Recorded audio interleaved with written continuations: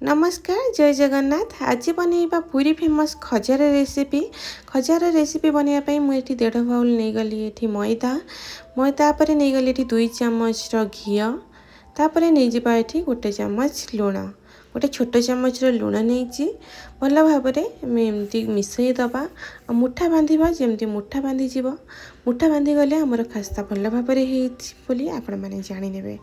तो यहीपरि भाव में मुठा बनई नेली आमर बांधी जाऊला तापर हाथ में एमती सब करके भल भाव में मिसई नबा जमती जमा भी कौटी पिंडा बांधि नजीव घी गोटे जगार ठूल हो नमती करने घी सब मैदार भल भाव में मिक्स हो देखी ये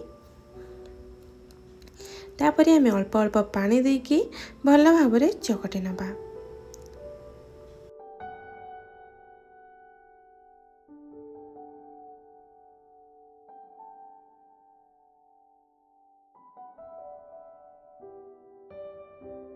मुझे भल भाव में चकड़ी नहीं देखी यहीपरि भाव में सफ्ट करके चकड़ी ने ना बेसी टाण करेंगे ना बेसी नरम करेंगे यहीपरि भाव में भल भाव में चकड़ी ने।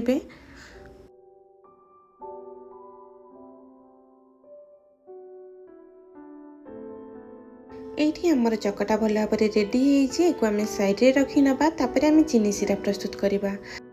चीनी सीरा बनवाई मुझे अधा कप नहीं गली चीनी जी चीनी नेली से नहीं गली पानी तापर ये गुजराती 2टा को छेचिक देदेजी भल भाव में चीनी को आम मिसई नबा। ये चीनी आमर अठा अठा भाया आसला आमको एक गोटे तार भाया बनइबार थिला।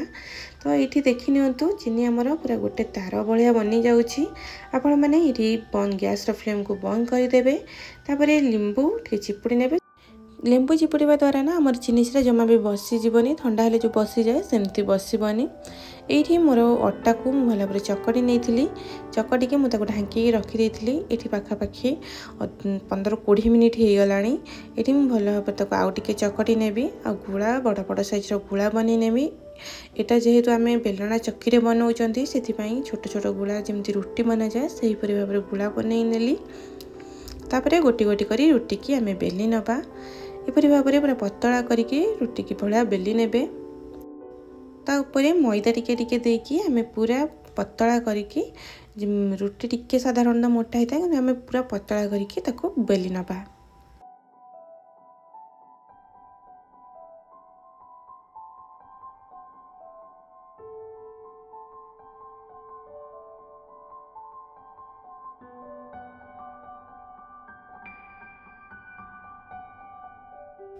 ये देखी नहीं सांग मैंने केते पतला होमर रोटी एक आम से पकई नबा टे मैदा पकई नबा जमीक रुटी तापर लगिजनी से मैदा टे पकई देकी आम रुटी की रखीदबा।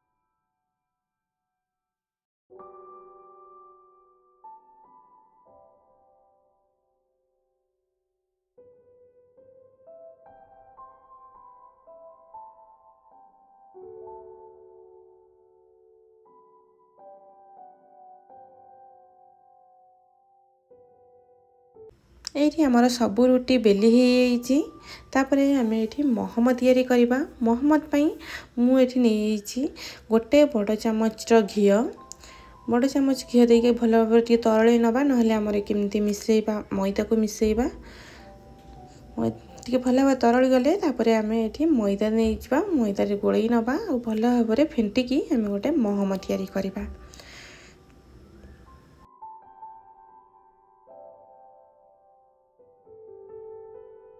ये देखी नहीं सांग मैंने यहीपरि भाव में महम तैयारी करे तापर रुटी गोटे थोईकी ताऊपर महम देवे ताऊपर गोटे गोटे रुटी थोईकी आम ताको लेयर बनइबा। आज ये खजार रेसिपी मु फास्ट टाइम बनाऊली बहुत ही डर लगुला भल बनब कि ना जहा अल्प बहुत भल बनी थिला आपण मैंने जब फास्ट टाइम बनाऊँ रुटीर लेयर को टी अधिका रखिए जहाँफल कि मझे जो फांका फांका हो जाए ना सी टी भल भाव हम मुझे जमा 4टी रुटी को मुझे लेयर बनई से अल्प टिके लेयर बनी थिला।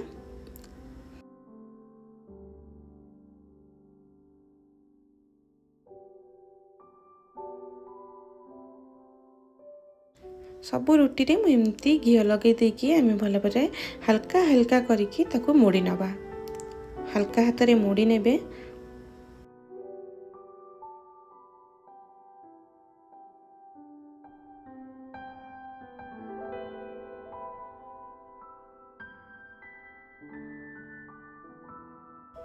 ये आम दुईपट साइड्रु काटी नवा जेहेतु दुईपट साइड आमर बंका टंका अच्छी से दुईपट साइड्रु काटी नवा और गोटे गोटे इंच व्यवधान आम ताको काटी नवा। आपण मैंने जिते बनाऊँ रुटी लेयर टी अधिका रखिए मुझे 4टी रखी आपण मैंने 6टा 5टा 6टा 7टा जितना रखिए आपण मांगर मझीटा सेते फुलिब और सेते बड़ साइज्र भी बनिब। देखि न तो एमती भाव मुझे बेली नेली मझीटा टिके फांका रखिली माने हल्का हाथ रे बेली नेली एमती भाव बेली नहीं। तापर एपटे मु तेल गरम हवापाई छाड़ी देइथिली तापर गोटी गोटी करके आम गजा को पकईदबा और तेल तो बेसी ताती नथिबा दरकार अल्प ताती थिबा दरकार ना बेसी ताती गले पोड़ी जीव। एमती देखि नियंतु आमर मझी एमती भाव खोली थिला बड़ साइज होते बोधे अधिका खोली था मोर सेटा भूल हो गला कि मुझे बेसी नहीं नथिली मु 4टा जमा नहीं फास्ट टाइम बनाऊली ना मुझे जानी पारलिनी। तापर एको आम एक गोटे जगह को काढ़ी नवा एपटे चीनी सिरा को आउ टिके गरम करी नवा तापर एको आम खजा को पकईदबा बस गोटे मिनिट उलट पलट करके आम खजारू सॉरी चीनी सिरारू खजा को काढ़ी नवा।